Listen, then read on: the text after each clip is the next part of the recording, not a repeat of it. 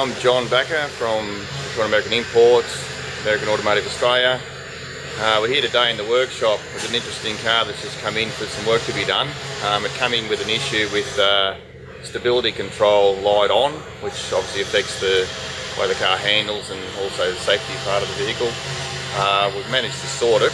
The issue was that the steering box has been initially set up incorrectly on off-centre, so we had to redo the whole steering box arrangement. This car has been put together as a low volume new vehicle. It's a late 2012 built car, and I just want to run through a few things to just show you what you might want to look out for. We have an issue with cars being done under this way because the potential customer believes that the vehicle is new, that it's been modified with who knows what parts and to what standard. So let's have a bit of a look at the car now as we'll walk through and step you through a couple of things that are not only unsafe, that will affect the vehicle and its long-term reliability. So let's have a look here. First of all, we can have a look at the way the brake lines have been done.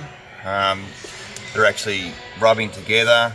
They're not sort of restrained apart, so they can't rub together and rub through. Obviously that's going to be an issue with a bit of vibration over time.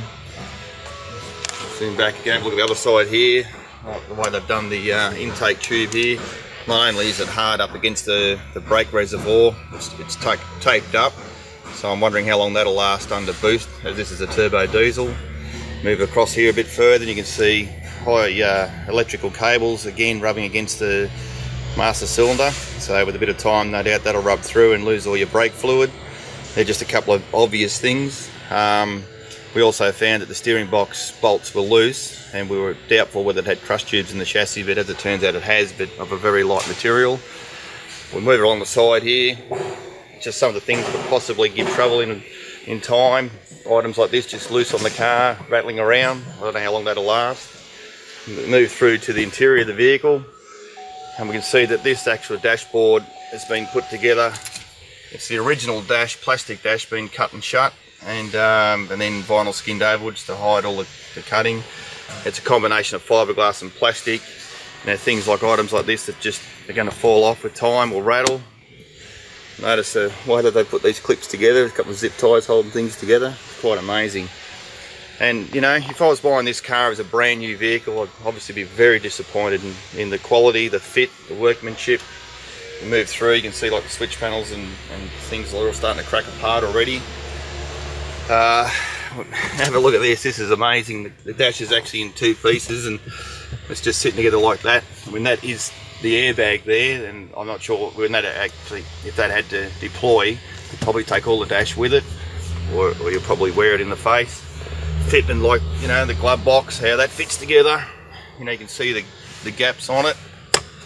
It almost falls apart as you open it up. Nothing's finished properly. No leg room there on the passenger side, as there's some big arrangement there holding the covering up the heater. Yeah, so anyway, this was just something that we thought was quite amazing. It came in here to sort out an issue that they couldn't resolve, which was another safety issue. So I'm amazed it actually even drove here.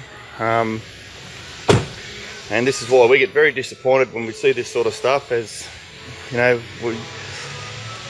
under the Registered Automotive Workshop scheme there's independent auditing that prevents any of this sort of stuff going through, but under the low volume use scheme, apart from an engineer saying it's okay, there's no independent body auditing the conformity of production nor the finish. It doesn't appear to have a tyre placard fitted to it anywhere, so I'm not sure how the consumer knows what air and pressures and so forth to put into the car. Yeah, so as you can see, it's quite a late model vehicle on the build and sold as a low volume new vehicle. So anyway, something to think about. Thanks for your time. Yeah, so as you can see from looking at those bits and pieces on that low volume new vehicle that we just looked at, it's imperative that you, before you invest your money into one of these vehicles, that you check out the conversion process and where it's done, because at the moment there's a lot of players coming to the game where their conversions are done overseas and come in here under this low volume scheme, and there is absolutely no way you're not going to know without checking out what they do, the quality of work you're going to get.